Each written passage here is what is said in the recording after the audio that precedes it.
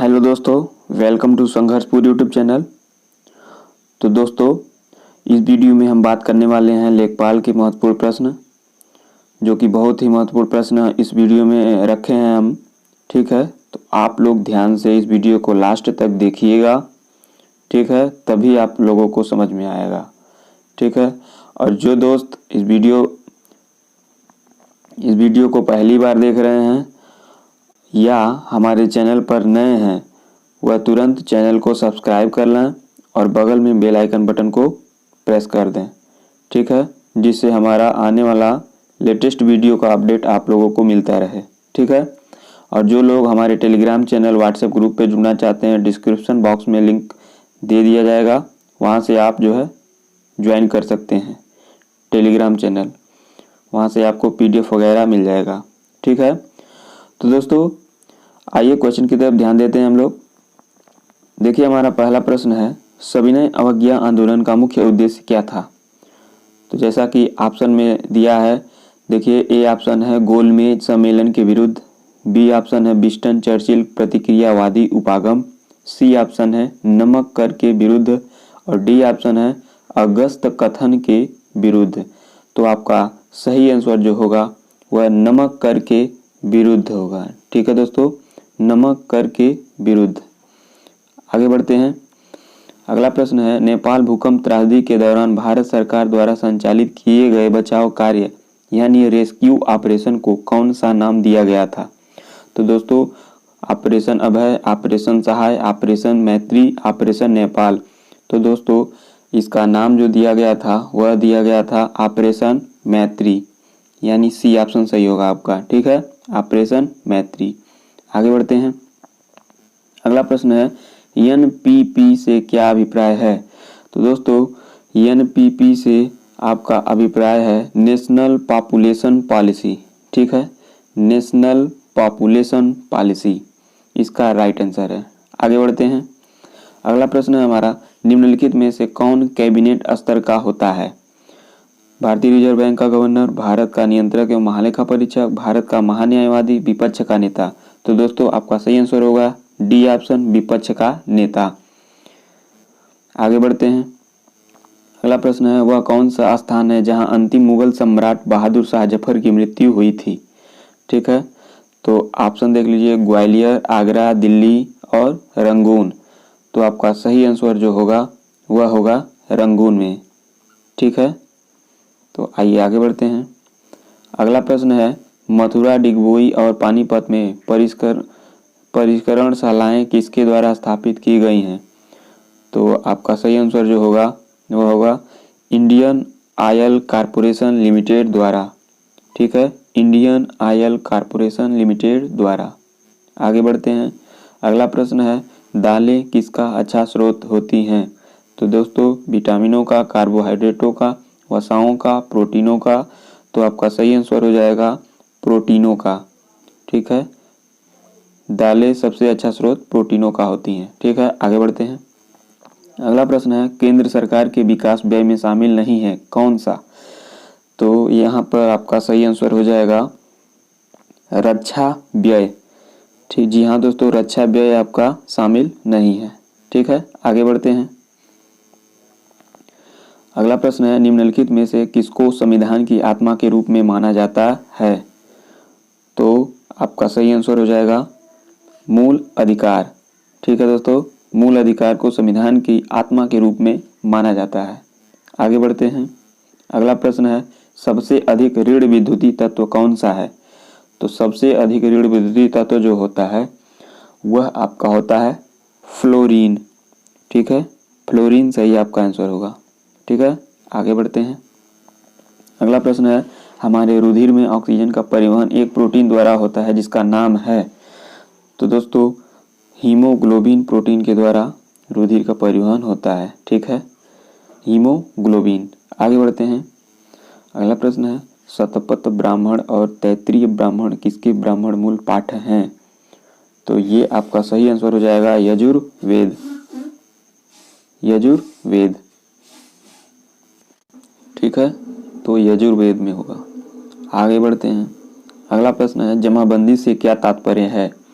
तो दोस्तों, जमाबंदी से क्या तात्पर्य है? इसका आपका राइट आंसर होगा भू अधिकारों के प्रलेख। यह कई बार क्वेश्चन रिपीटेड पूछा जा चुका है, तो इसको ध्यान से देखिएगा। जमाबंदी से क्या तात्पर्य है? तो आपका सही आंसर होगा भू अधिकारों के प्रलेख से। ठीक है, आगे बढ़ते हैं। अगला प्रश्न है, मध्य भारत में 1 बीघा कितने हेक्टेयर के बराबर होता है? तो ये आपका सही आंसर हो जाएगा 0.2529 हेक्टेयर। ठीक है, तो यानी डी ऑप्शन आपका सही होगा। ठीक है, आगे बढ़ते हैं। अगला प्रश्न है, एक ग्राम पंचायत में महिलाओं के लिए कितने प्रतिशत मत आरक्षित होने चाहिए? तो दोस्तों इसका आपका सही आंसर 33%। ठीक है, 33% मत होना अनिवार्य है। ठीक है, आगे बढ़ते हैं।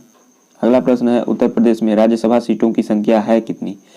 तो राज्यसभा सीटों की संख्या जो उत्तर प्रदेश में है वह आपका है 31 यानी 31। ठीक है, आगे बढ़ते हैं। और लोकसभा सीटों की संख्या 80 है। ठीक है, आगे बढ़ते हैं। अगला प्रश्न है, निम्न में से किस लोक नृत्य का आयोजन बुंदेलखंड क्षेत्र में फसल कटाई के समय किया जाता है? तो दोस्तों यह किया जाता है सहरा। यह क्वेश्चन यूपी पुलिस में पूछा जा चुका है। ठीक है, तो बिल्कुल यह बहुत ही महत्वपूर्ण है, इसको ध्यान से आप लोग देखिएगा। ठीक है, तो सहरा। आगे बढ़ते हैं।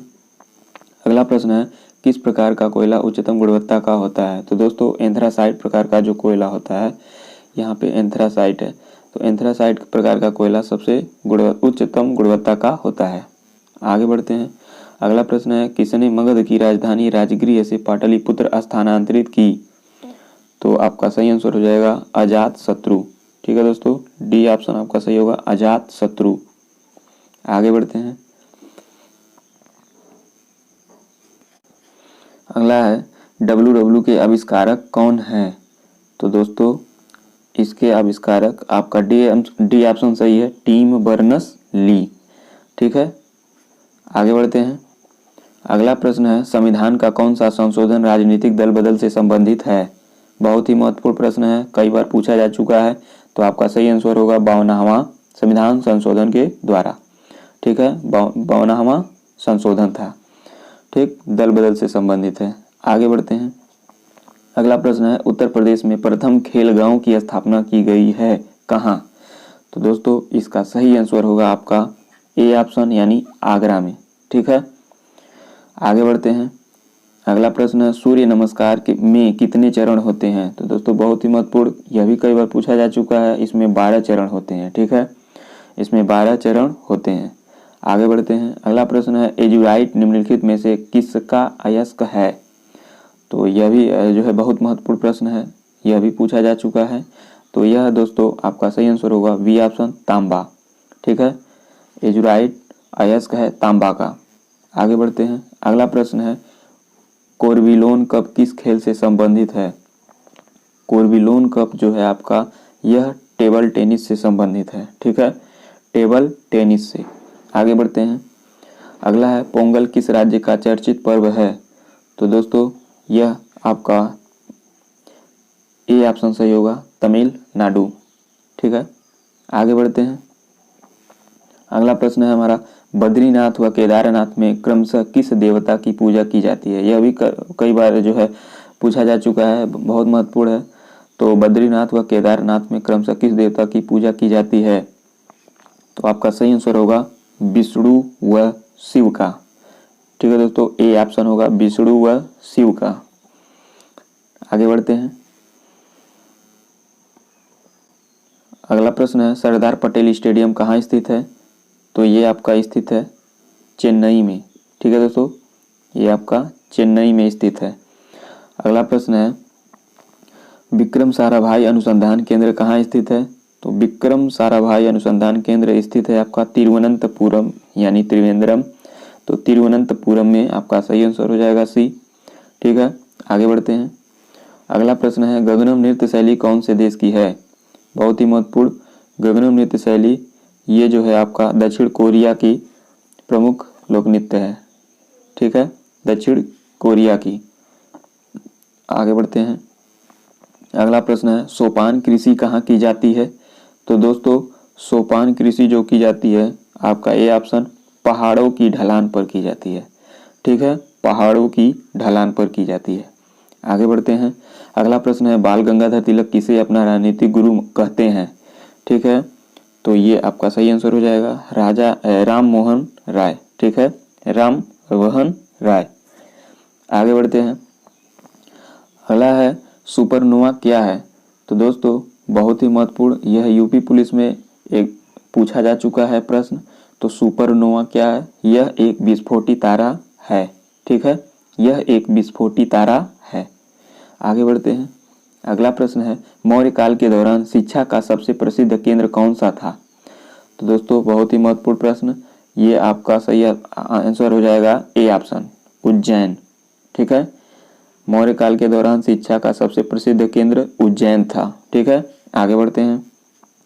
अगला प्रश्न है उत्तर प्रदेश में खेल विभाग और खेल निदेशालय की स्थापना कब हुई?